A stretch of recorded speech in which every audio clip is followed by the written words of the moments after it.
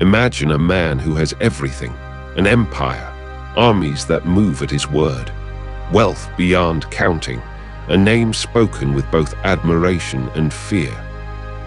Yet at night, one question keeps him awake, a question no victory could answer. How do I become truly free? Not the question of a beggar, not of a monk who renounced the world. This was the question of a king. King Janaka, one of the wisest rulers of ancient India, surrounded by luxury, influence, and knowledge. And yet, beneath the splendor, he sensed a quiet emptiness.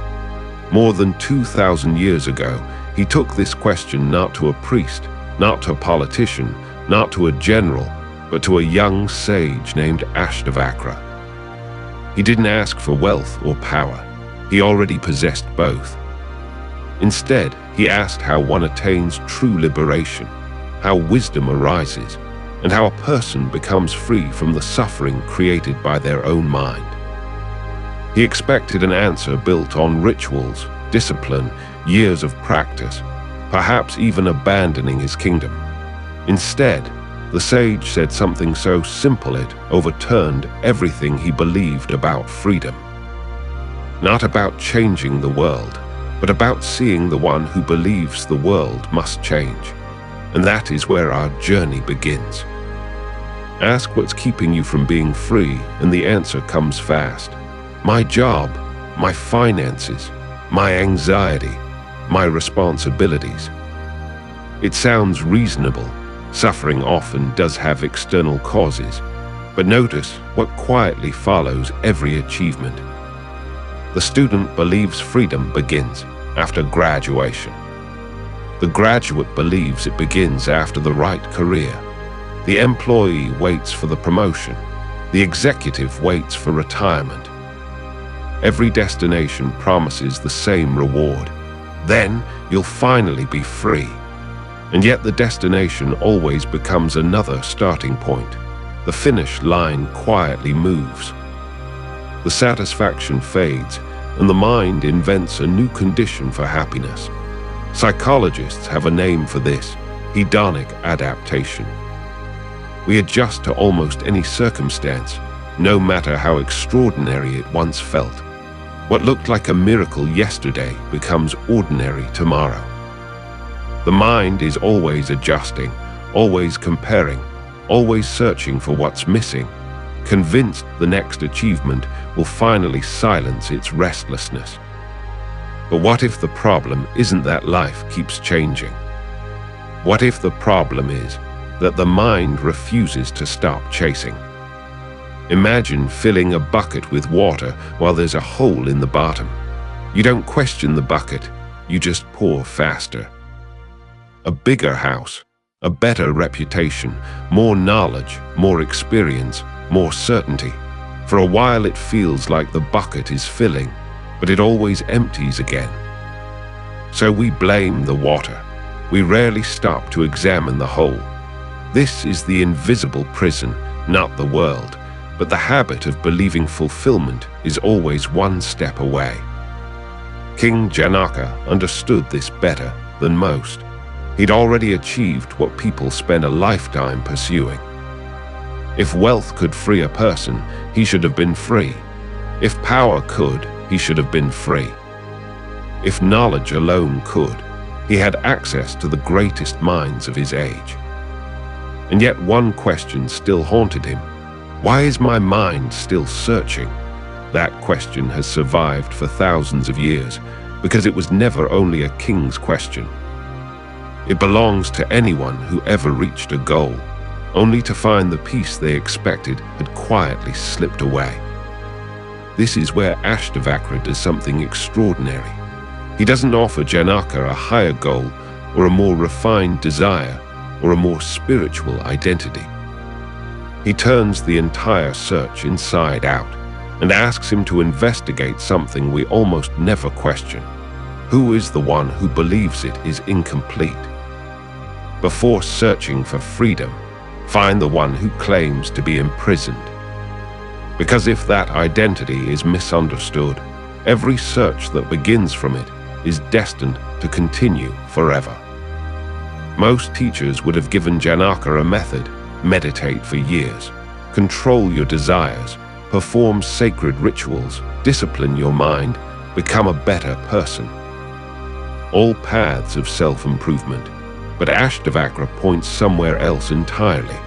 He silently challenges the very idea of the self that seeks improving. From the day you were born, you've been collecting identities. I am a son. I am successful. I am a failure. I am anxious. Some were given by family, some by society, some you built yourself after triumph or pain. Eventually they became so familiar, you simply called them me. But here's a strange question. If you can notice your thoughts, can you really be your thoughts? If you can watch your emotions change from joy to sadness, from anger to peace, are you identical to those emotions? If you can watch your body grow older year after year, is your deepest identity only your body? As a child, you were aware. As a teenager, you were aware. Today, despite thousands of changes in your body, your beliefs, and your personality, that simple fact of being aware remains. Thoughts appear and disappear. Emotions arise and dissolve. Success comes and fades. Failure comes and passes.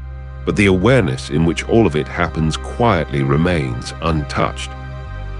This, according to Ashtavakra, is where our confusion begins. We mistake the passing waves for the ocean itself.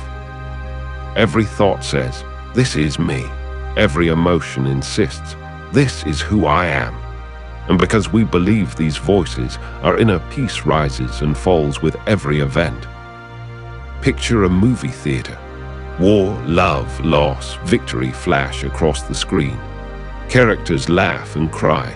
Entire civilizations rise and fall, but the screen itself is never burned by fire, never drowned by ocean, never wounded by battle. The images change. The screen remains. Thoughts are the movie. Emotions are the movie. Memories are the movie.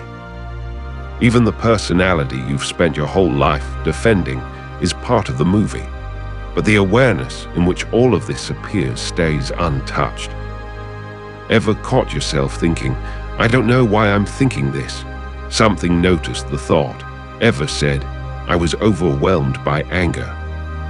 If you can remember the anger, something was present that witnessed it, and that witness was never angry. Liberation isn't the moment life finally becomes perfect. It's the moment you stop confusing yourself with everything that constantly changes. Freedom isn't something you create. It was quietly present long before your search began. The prison was never the world. It was the belief that every passing thought, every emotion, every success and failure defined who you truly are. If Ashtavakra is right, liberation isn't the reward at the end of a long journey. It's the beginning of seeing clearly. That doesn't mean Janaka stopped ruling or abandoned his responsibilities. He kept making decisions, kept fulfilling his duties. What changed wasn't his outer life, it was his relationship to it. Picture standing on the shore. Waves rise and fall, some gentle, some crashing hard. You don't need the ocean to go still to recognize it as the ocean. Your mind will keep producing thoughts, some beautiful, some painful, some filled with fear. Liberation doesn't mean forcing the waves to stop. It means you're no longer drowning in every single one of them. So much of life is spent protecting an image, trying to look successful, trying not to seem weak, trying to prove your worth, trying to become someone who deserves love. It's exhausting, not because life is hard, but because the ego never feels finished. Give it recognition, it wants admiration. Give it admiration, it wants influence. Give it influence, it starts fearing it'll lose it. Just one more achievement, just one more victory, just one more confirmation that I matter. The mind keeps negotiating with a future that never arrives. But what you truly are was never incomplete. It was never damaged by failure or enlarged by success. It doesn't grow when people praise you or shrink when they reject you. The sky doesn't get dirty because clouds pass through it. The sun doesn't vanish because night arrives. Awareness stays untouched by the changing weather of the mind. That's why peace feels so different from pleasure. Pleasure depends on circumstances, peace doesn't. Loss will still hurt. Grief will still visit. Fear will still knock at your door. But there's a profound difference between experiencing fear and believing that fear is who you are. The moment that distinction becomes clear, life doesn't necessarily get easier, but it gets lighter. You stop carrying every thought as if it were your identity. You stop fighting every emotion as if it were your enemy. You start witnessing your experience instead of being consumed by it. Maybe that's the liberation Janaka was searching for, not an escape from life, but an escape from believing he was only the restless voice inside his mind. Thousands of years have passed since that conversation. Empires have risen and fallen. Technology has transformed the world. Yet the deepest human question remains exactly the same. Who am I beneath everything that changes? Maybe that's why this ancient dialogue still speaks to us today, because it was never really about a king or a sage or an ancient scripture. It's about every one of us who has spent years searching for freedom in the future, only to discover that what we were looking for could never be found there. The journey, Ashtavakra suggests, doesn't begin by becoming someone new. It begins by seeing that the one desperately trying to become someone was never your deepest self to begin with. So before chasing the next achievement, before solving the next problem, ask a quieter question. Who is the one asking? Sometimes the question itself is the doorway.